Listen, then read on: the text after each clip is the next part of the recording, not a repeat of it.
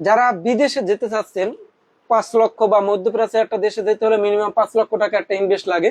আমি তাদের উদ্দেশ্যে বলবো, ভাই বাংলাদেশে এখনো হাজার রকমের ব্যবসা আছে যেগুলো গুমর এখনো আছে। আপনি ব্যবসার উপর কিছু নাই, কারণ নবী করিম সাল্লাল্লাহু আলাইহি ওয়াসাল্লাম কুরআন হাদিসে সবসময় বলতো যে তুমি ব্যবসা করো। সাহাবায়ে কেরামদের সবসময় বলতো যে তোমার কিছু নাই, তুমি ছাগল চড়িয়ে, 2টা ছাগল চড়িয়ে মাঠে দিয়ে দাও এবং সেটা দিয়ে ব্যবসা করো। কারণ আপনার সকল বরকতের মূল উদ্দেশ্যই হচ্ছে ব্যবসা। ব্যবসা 10 ভাগে 9 ভাগই হচ্ছে বরকত। তো আপনি এই বরকতময় জিনিস হচ্ছে ব্যবসা।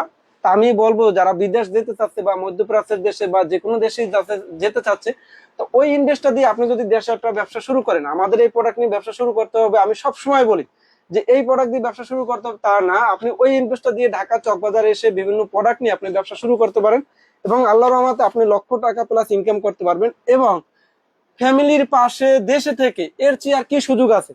মধ্যপ্রাচ্যের দেশে গেলে ফ্যামিলি বিভিন্ন বিপদ আপদে আপনি কোনো আত্মীয় স্বজনের পাশে থাকতে পারতেছেন না, এবং বিপদ আপদে ফ্যামিলির আত্মীয় স্বজনের পাশে থেকে দেশে বসেই যদি একটা ক্ষুদ্র উদ্যোক্তা হয়ে যদি আপনি ব্যবসা শুরু করেন, আমি মনে করবো বিদেশের চেয়ে বেটার হবে।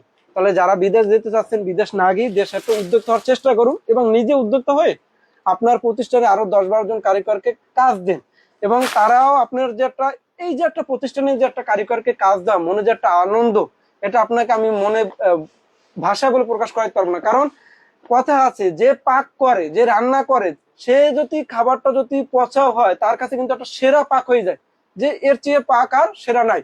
তো যে একজন ব্যবসা করে এবং তার প্রতিষ্ঠানে যদি 10-12 জন কারিগর কাজ করে, এর চেয়ে যে একটা আনন্দ, এই আনন্দ আর কোথায় পাবে না। তাই বলবো বিদেশ না গিয়ে আপনি দেশে একটা ব্যবসা শুরু করুন।